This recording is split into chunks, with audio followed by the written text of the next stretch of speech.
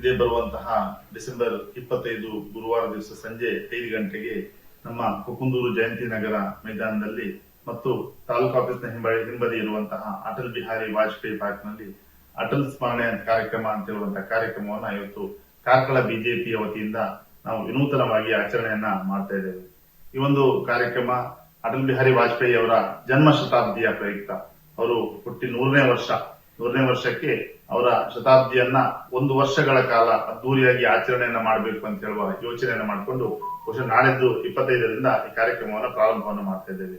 ಈ ಕಾರ್ಯಕ್ರಮ ನಮ್ಮ 2 ಉಭಯ ಜಿಲ್ಲೆಗಳಲ್ಲಿ ಅಟಲ್ ಬಿಹಾರಿ ವಾಜಪೇಯಿ ಅವರ ಪ್ರತಿಮೆ ಇರುವಂತಹ ಪಾರ್ಕ್ ಇರುವಂತದ್ದು ಮಾನ್ಯ ಶಾಸಕರ ಮುತುವರ್ಜಿಯಾಗಿರುವಂತಹ ಕಾರ್ಕಳದ ಅಟಲ್ ಬಿಹಾರಿ ವಾಜಪೇಯಿ ಪಾರ್ಕ್. ಈ ಪಾರ್ಕ್ನಲ್ಲಿ ನಾವು ಪುಷ್ಪಾರ್ಚನೆಯನ್ನ ಮಾಡಿ ಅವರ ಪ್ರತಿಮೆಗೆ ಮಾಲಾರ್ಪಣೆಯನ್ನ ಮಾಡಿ ಈ ಕಾರ್ಯಕ್ರಮದಲ್ಲಿ ನಮ್ಮ ರಾಷ್ಟ್ರೀಯ ಸಂಘಟನಾ ಪ್ರಧಾನ ಕಾರ್ಯದರ್ಶಿ ಆಗಿರುವಂತಹ ಸಂತೋಷ್ ಜಿಯವರು ಈ ಕಾರ್ಯಕ್ರಮದಲ್ಲಿ ವಿಶೇಷವಾಗಿ ಭಾಗವಹಿಸ್ತಾ ಇದ್ದಾರೆ. ಅವರು ದೀಕ್ಷಾವೃತ್ತಿ ಭಾಷಣವನ್ನು ಕೂಡ ಮಾಡಲಿಕ್ಕಿದ್ದಾರೆ. ಅವರು ಈ ಕಾರ್ಯಕ್ರಮದಲ್ಲಿ ಭಾಗವಹಿಸಿ ಒಂದು ವಿನೂತನ ಕಾರ್ಯಕ್ರಮವನ್ನ ಕಾರ್ಕಳದ ಎಲ್ಲ ಮೂಲೆಯ ಹಳ್ಳಿಯ ಬೂತಿನ ಕಾರ್ಯಕರ್ತರನ್ನ ಒಗ್ಗೂಡಿಸಿಕೊಂಡು ಒಂದು ವಿನೂತನ ಕಾರ್ಯಕ್ರಮವನ್ನ ಮಾಡಬೇಕು ಅಂತ ಯೋಚನೆಯನ್ನ ನಾವಿತ್ತು ಮಾಡಿದ್ದೇವೆ. ಬಹುಶಃ ಇದು ಬಿಜೆಪಿಗೆ ಒಂದು ಭದ್ರ ಬುನಾದಿಯನ್ನು ಹಾಕಿಕೊಟ್ಟಂತಹ ನಮ್ಮ ಧೀಮಂತ ನಾಯಕರು ಅಟಲ್ ಬಿಹಾರಿ ವಾಜಪೇಯಿ ಅವರು ಇವತ್ತು ಇಡೀ ವಿಶ್ವದಲ್ಲಿ ರಾಜಕೀಯ ಪಕ್ಷ ಜಗತ್ತಿನಲ್ಲೇ ಅತಿ ದೊಡ್ಡ ಪಕ್ಷ ಅಂತ ಹೇಳುವಂತಹ ಹೆಗ್ಗಳಿಕೆಯ ಪಾತ್ರವಾಗಿರುವಂತಹ ಬಿಜೆಪಿ ಇವತ್ತು ಬೂತ್ಗಳಲ್ಲಿ ಎಲ್ಲ ಗ್ರಾಮಗಳಲ್ಲಿ ಅಧಿಕಾರದಲ್ಲಿರುವಂತಹ ಇವತ್ತು ಪಕ್ಷ ಇಷ್ಟು ಈ ದೊಡ್ಡ ಅಧಿಕಾರಕ್ಕೆ ಬರಬೇಕಿದ್ರೆ ಅದಕ್ಕೆ ಕಾರಣೀಭೂತರಾದವರಲ್ಲಿ ಅಟಲ್ ಬಿಹಾರಿ ವಾಜಪೇಯಿ ಅವರು ಕೂಡ ಒಂದು ಅಂತವರ ಧೀಮಂತ ನಾಯಕನ ಜನ್ಮ ಶತಾಬ್ದಿಯನ್ನ ತುಂಬಾ ಅದ್ದೂರಿಯಾಗಿ ಮಾಡಬೇಕು ಅಂತ ಯೋಚನೆಯನ್ನ ಕೂಡ ಮಾಡ್ತಾ ಇದ್ದೇವೆ.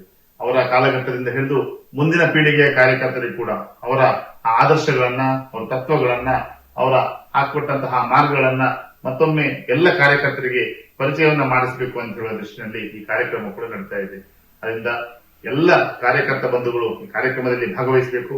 ನಾವೆಲ್ಲ ಬೂತಿನ ಕಾರ್ಯಕರ್ತರು ಕುಟುಂಬ ಸಮೇತರಾಗಿ ಕಾರ್ಯಕ್ರಮದಲ್ಲಿ ಭಾಗವಹಿಸ್ತಾರೆ. ಅವರ ಕಾಲಘಟ್ಟದಲ್ಲಿ ಕೆಲಸ ಮಾಡಿದಂತಹ ಹಿರಿಯ ಕಾರ್ಯಕರ್ತರು ಕೂಡ ಈ ಕಾರ್ಯಕ್ರಮದಲ್ಲಿ ಭಾಗವಹಿಸುತ್ತಾರೆ.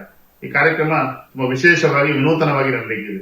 ಅಂದ್ರೆ ಯುವ ಮೋರ್ಚಾ ಕಾರ್ಯಕರ್ತರು, ಮಹಿಳಾ ಮೋರ್ಚಾ ಕಾರ್ಯಕರ್ತರು ಮತ್ತು ನಮ್ಮ ಪೇರೆಂಟ್ ಬಾಡಿ ಕಾರ್ಯಕರ್ತರು 3 ವಿಧವಾಗಿ ನಾವೆಲ್ಲ ಭಾಗವಹಿಸ್ತೇವೆ. ಎಲ್ಲರಿಗೂ ಕೂಡ ಒಂದು ಡ್ರೆಸ್ ಕೋಡ್ ಅನ್ನ ಕೂಡ ಮಾಡಿದ್ದೇವೆ. ಯುವ ಮೋರ್ಚಾ ಕಾರ್ಯಕರ್ತರು ಬಿಳಿ ಬಟ್ಟೆ ಮತ್ತು ಜೀನ್ಸ್ ಪ್ಯಾಂಟ್ ಅನ್ನು ಬ್ಲೂ ಜೀನ್ಸ್ ಪ್ಯಾಂಟ್ ಅನ್ನು ಹಾಕ್ತಾರೆ. ನಮ್ಮ ಮಹಿಳಾ ಮೋರ್ಚಾ ಕಾರ್ಯಕರ್ತರು ಅವರು ಕೇರಳ ಸಾರಿಯನ್ನ ಉಡ್ತಾರೆ. ಹಾಗೆ ನಮ್ಮ ಪೇರೆಂಟ್ ಬಾಡಿ ಕಾರ್ಯಕರ್ತರೆಲ್ಲ ಪಂಚೆ ಮತ್ತು ಬಿಳಿ ಶರ್ಟ್ ಅನ್ನು ಧರಿಸಿಕೊಂಡು ಈ ಕಾರ್ಯಕ್ರಮದಲ್ಲಿ ವಿನೂತನವಾಗಿ ಕಾರ್ಯಕ್ರಮದಲ್ಲಿ ಭಾಗವಹಿಸಬೇಕು ಅಂತ ಯೋಚನೆಯನ್ನ ಮಾಡಿದ್ದೇವೆ. ಈ ಕಾರ್ಯಕ್ರಮ ಸಂಜೆ 4:15 ಗಂಟೆಗೆ ಪ್ರಾರಂಭ ಆಗ್ತದೆ. 4:15 ಗಂಟೆಗೆ ಮಾನ್ಯ ಸಂತೋಷ್ ಜಿ ಅವರು ಈ ಕಾರ್ಯಕ್ರಮಕ್ಕೆ ಬರ್ತಾರೆ.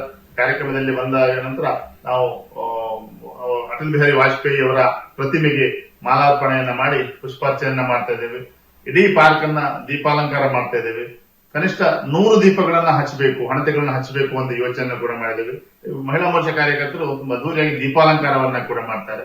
ಅಲ್ಲಿ ನಂತರ ಒಂದು ಒಳ್ಳೆಯ ಅವರ ಇಡೀ ಜೀವನ ಚರಿತ್ರೆ ಇರುವಂತಹ ಒಂದು ಪ್ರದರ್ಶನೆಯನ್ನು ಕೂಡ ಈ ಕಾರ್ಯಕ್ರಮ ಸಂದರ್ಭದಲ್ಲಿ ನಾವು ಮಾಡ್ತೇವೆ. ಒಂದು ಪ್ರದರ್ಶನ ಕಾರ್ಯಕ್ರಮ ಕೂಡ ಈ ಭಾಗದಲ್ಲಿ ಆಗ್ತದೆ. ನಂತರ ಒಳ್ಳೆಯ ಬಂದಂತಹ ಎಲ್ಲ ಕಾರ್ಯಕರ್ತರಿಗೆ ಒಂದು ದೋಸೆ ಕ್ಯಾಂಪ್ ಅನ್ನ ಕೂಡ ಒಂದು ಆ ಕಾರ್ಯಕ್ರಮ ಕೇವಲ ಭಾಷಣ ಮತ್ತು ಇದಕ್ಕೆ ಸೀಮಿತ ಆಗಬಾರದು, ಸಭೆ ಸಮಾರಂಭಗಳಿಗೆ ಸೀಮಿತ ಆಗಬಾರದು ಅಂತ ಕಾರಣಕ್ಕೆ ಒಂದೆಲ್ಲ ಕುಟುಂಬದ ಒಟ್ಟಾಗಿ ಸೇರಿ ಮಾಡುವಂತಹ ಈ ಕಾರ್ಯಕ್ರಮ ಅಟಲ್ ಜಿ ಅವರ ಪುಣ್ಯ ಸ್ಮರಣೆಯಲ್ಲಿ ನಾವೆಲ್ಲರೂ ಕೂಡ ಬಿಜೆಪಿ ಒಂದು ಕುಟುಂಬ ಅಂತ ಹೇಳುವ ರೀತಿಯಲ್ಲಿ ಎಲ್ಲ ಕಾರ್ಯಕರ್ತರು ಭಾಗವಹಿಸಬೇಕು. ಅಲ್ಲಿ ಸವಿಯಾಗಿರುವಂತಹ ಬಿಸಿ ದೋಸೆ ಕ್ಯಾಂಪ್ ಅನ್ನ ಮಾಡ್ತಾ ಇದ್ದೇವೆ. ದೋಸೆ ಕ್ಯಾಂಪ್ ಅನ್ನ ಸವಿಬೇಕು. ಹಾಗೆ ಎಲ್ಲ ಕಾರ್ಯಕ್ರಮದಲ್ಲಿ ಮಹಿಳಾ ಮೋರ್ಚಾ ಕಾರ್ಯಕರ್ತರಿಂದ ಒಂದು ಗ್ರೂಪ್ ಸಂಗೀತವನ್ನ ಒಂದು ಮಾಡ್ತಾ ಇದ್ದೇವೆ. ಭಾವಗೀತೆ, ದೇಶಭಕ್ತಿ ಇರುವಂತಹ ಸಂಗೀತವನ್ನ ಕೂಡ ಸಮೂಹ ಗೀತೆಯನ್ನ ಕೂಡ ಮಾಡ್ತಾ ಇದ್ದೇವೆ. ಹಾಗೆ ಒಂದು ದೇಶಭಕ್ತಿ ಉಳ್ಳಂತಹ ಒಂದು ರಸಮಂಜರಿ ಕಾರ್ಯಕ್ರಮವನ್ನ ಕೂಡ ಕಾರ್ಯಕ್ರಮದ ಕೊನೆಗೆ ಮಾಡ್ತಾ ಇದ್ದೇವೆ. ಹೀಗೆ ಎಲ್ಲ ಕಾರ್ಯಕ್ರಮದಲ್ಲಿ ನಮ್ಮೆಲ್ಲ ಬೂತಿನ ಕಾರ್ಯಕರ್ತರು ಕೂಡ ಈ ಸಮಾರಂಭಗಳಲ್ಲಿ ಭಾಗವಹಿಸಬೇಕು. ನಮಗೆಲ್ಲ ಭಾರತೀಯ ಜನತಾ ಪಾರ್ಟಿಗೆ ಮತ್ತೊಮ್ಮೆ ಶಕ್ತಿ ತುಂಬುವಂತಹ ಕೆಲಸವನ್ನ ನೀವೆಲ್ಲರೂ ಕಾರ್ಯಕರ್ತರು ಸೇರಿ ಮಾಡಬೇಕು ಅಂತ ಹೇಳುವ ವಿನಂತಿಯನ್ನ ಈ ಸಂದರ್ಭದಲ್ಲಿ ಮಾಡ್ತೇವೆ. ನಮಸ್ಕಾರ.